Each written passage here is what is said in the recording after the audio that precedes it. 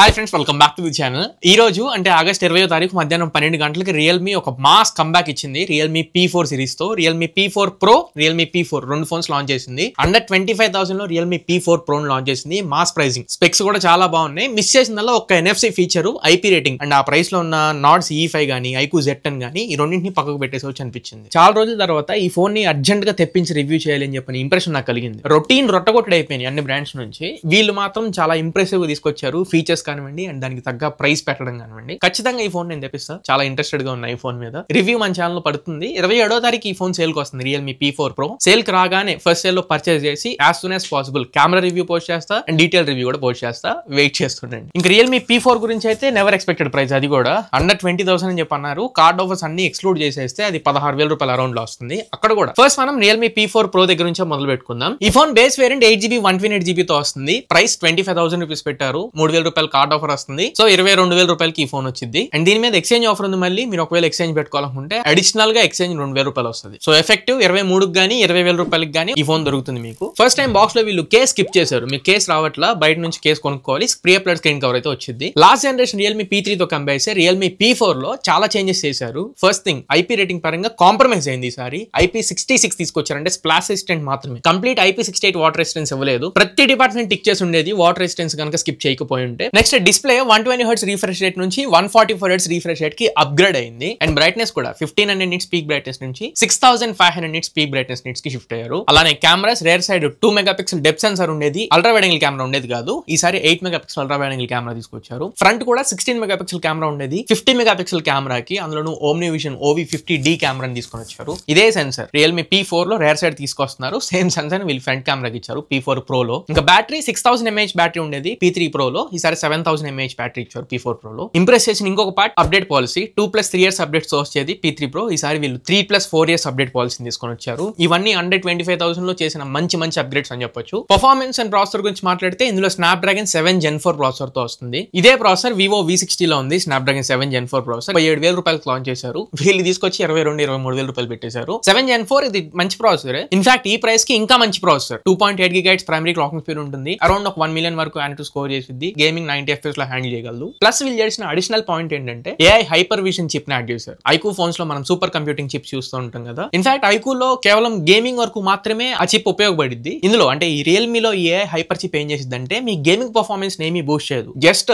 Visual enhancement చేసేది. అంటే మీరు చూస్తున్నప్పుడు కాంటెంట్ క్లారిటీ పెంచడం కానివ్వండి, HDR కి షిఫ్ట్ చేయడం కానివ్వండి, HD నుంచి ఫ్రేమ్స్ ని అడిషనల్ ఫ్రేమ్స్ ని యాడ్ చేయడం కోసం 144 FPS ఇల్యూషన్ క్రియేట్ చేస్తుంది. సో ఇలా కొంచెం డిస్ప్లే ఎన్హాన్స్మెంట్ కి అండ్ విజువల్ ఎన్హాన్స్మెంట్ చేస్తుంది తప్ప పర్ఫార్మెన్స్ ఏమీ బూస్ట్ చేయదు. బట్ ఈ ప్రైస్ పాయింట్ లో ఇలా సెకండ్ డ్యూయల్ చిప్ ని తీసుకురావడం అనేది చాలా plus point. First time ever ఈ ప్రైస్ పాయింట్ లో రావడం. సో పర్ఫార్మెన్స్ అండ్ ప్రాసెసర్ పరంగా ఈ బడ్జెట్ లో మనం సాటిస్ఫై చేస్తుంది. And RAM and Rome configuration కూడా LPDDR4X ర్యామ్ తో UFS 3.1 స్టోరేజ్ టైప్ తో తీసుకొని వచ్చారు. మంచి పర్ఫార్మెన్స్ ఎక్స్పెక్ట్ చేయొచ్చు. మల్టీ టాస్కింగ్ పరంగా UFS 3.1 స్టోరేజ్ టైప్ ఉంది కాబట్టి బెటర్. నెక్స్ట్ NFC మిస్ చేశారు. NFC లేదు. ఐఆర్ బ్లాస్టర్ ఉంది. మీరు రిమోట్ కంట్రోల్ లాగా యూస్ చేసుకోవచ్చు. పేమెంట్స్ ఏమైనా చేసుకోవాలనుకుంటే ట్యాప్ టు పే ఫీచర్ తో NFC లేదు. ఇంకా ఇప్పుడు డిస్ప్లే గురించి మాట్లాడాలి. 1.5K రెజల్యూషన్ డిస్ప్లే వస్తుంది. ఈ ప్రైస్ లో ఉన్న ఈ నాట్స్ E5 గానీ iQOO Z10 గానీ Vivo T4 గానీ వీటి వేట్లో 1.5K రెజల్యూషన్ లేవు. వీళ్ళు 1.5K తీసుకొచ్చారు. 6.8 inch 1.5K resolution 144Hz refresh rate ఉన్న క్వాడ్ కర్వ్డ్ AMOLED డిస్ప్లే తో వస్తుంది. వీళ్ళు 4D కర్వ్ ప్లస్ అంటున్నారు. సేమ్ క్వాడ్ కర్వ్ డిస్ప్లే అనేది 6500 nits పీక్ బ్రైట్నెస్ నిట్స్ ఉన్నాయి. కానీ ఇది గిమ్మిక్. 1800 nits మాత్రమే హై బీమ్ నిట్స్ ఉంటాయి. అవి మీకు పీక్ సన్లైట్ లో ఉపయోగపడతాయి. నెక్స్ట్ ఈ డిస్ప్లే HDR10+ కి సపోర్ట్ చేస్తుంది. Netflix HDR కూడా సపోర్ట్ చేసింది. YouTube HDR కాంటెంట్ స్ట్రీమ్ చేసుకోవచ్చు. And Corning Gorilla Glass 7 I protection తో వస్తుంది. TUV రీహైండ్ సర్టిఫికేషన్ కూడా లో బ్లూ లైట్ ఫిల్టర్ చేయడం కోసం, ఐ ప్రొటెక్షన్ కోసం 1.07 బిలియన్ కలర్స్ వరకు ప్రొడ్యూస్ చేయగలదు. సో డిస్ప్లే పరంగా కూడా ఆబ్వియస్ గా ఇది టిక్ చేస్తుంది. And optical in display finger print censor తో వచ్చింది. స్పీకర్స్ స్టీరియో స్పీకర్స్ ఉన్నాయి. డాల్బీ అట్మోస్ లాంటివి ఏమి ఉండవు. ఆబ్వియస్ గా 3.5 హెడ్ ఫోన్ జాక్ లాంటిది కూడా ఉండదు. నెక్స్ట్ కెమెరాస్ గురించి మాట్లాడితే మంచి సెటప్ అనిపించింది నాకు.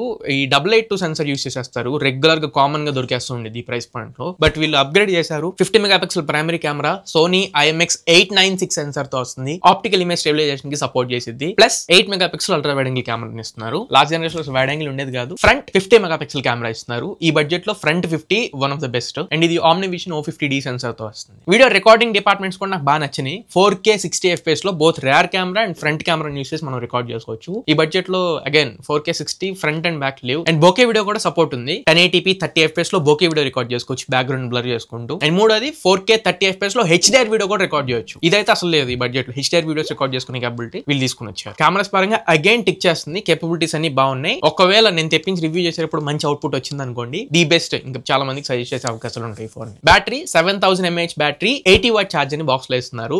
ఒక ఫుల్ వర్క్ ని ఖచ్చితంగా మనం ఎక్స్పెక్ట్ చేయొచ్చు. అగైన్ బైపాస్ ఛార్జింగ్ సపోర్ట్ కూడా ఉంది. గేమ్స్ ఆడుకునేటప్పుడు డైరెక్ట్ ఛార్జర్ మీరు కనెక్ట్ చేసుకుంటే పవర్ ఛార్జర్ నుంచి తీసుకుంటుంది, బ్యాటరీ నుంచి కాకుండా. బ్యాటరీ దాని మీద ఛార్జ్ అవుతూ ఉంటుంది. సో బ్యాటరీ మీద కొంచెం ప్రెషర్ దక్కింది కాబట్టి లైఫ్ పెరుగుతుంది. అండ్ 10 వాట్ రివర్స్ ఛార్జ్ కూడా సపోర్ట్ చేసింది. మీ దగ్గర TWS బడ్స్ కానీ లేదా ఇంకొక ఫోన్ ఏదైనా ఛార్జ్ చేసుకోవాలనుకుంటే 10 వాట్ స్పీడ్ లో రివర్స్ ఛార్జ్ కూడా చేయొచ్చు. నెట్వర్కింగ్ పరంగా 9 5G బ్యాండ్స్ తో వస్తుంది, VoNR సపోర్ట్ ఉండిద్ది. And Wi-Fi 6 out of the box Bluetooth version 5.4 తో వస్తుంది. UI అయితే Realme UI 6.0 based on Android 15 తో వస్తుంది. ఇంకొక ఇంప్రెసివ్ పార్ట్ ఇక్కడ అప్డేట్ పాలసీ 2+3 years కాకుండా 3+4 years అప్డేట్ పాలసీతో తీసుకొచ్చారు. అది కూడా మంచి మూవ్ Realme నుంచి. సో ఓవరాల్ ప్యాకేజ్ అనిపించింది. మిస్ అయ్యా ఒకే ఒక 2 ఫీచర్స్, NFC ఒకటి, IP రేటింగ్ ఒకటి. ఈ 2 తప్పించి మిగతా అన్ని డిపార్ట్మెంట్స్ టిక్ చేసినట్లు అనిపించింది. నెక్స్ట్ మనం Realme P4 గురించి మాట్లాడితే ఈ phone 6GB 128GB base variant తో వస్తుంది. యాక్చువల్ ప్రైస్ 18,500, కార్డ్ ఆఫర్ తీసేగా 16,000 రూపాయలకు వస్తుంది. ఇందులో కూడా IP రేటింగ్ లేదు, IP66 ఫ్లాష్ రెసిస్టెంట్ మాత్రమే. బట్ దీంట్లో బాక్స్ లో కేసు వస్తుంది, కేసు లేకుండా తీసుకురావట్లా. బట్ ప్రాసెసర్ ఇది బడ్జెట్ లో వస్తుంది కాబట్టి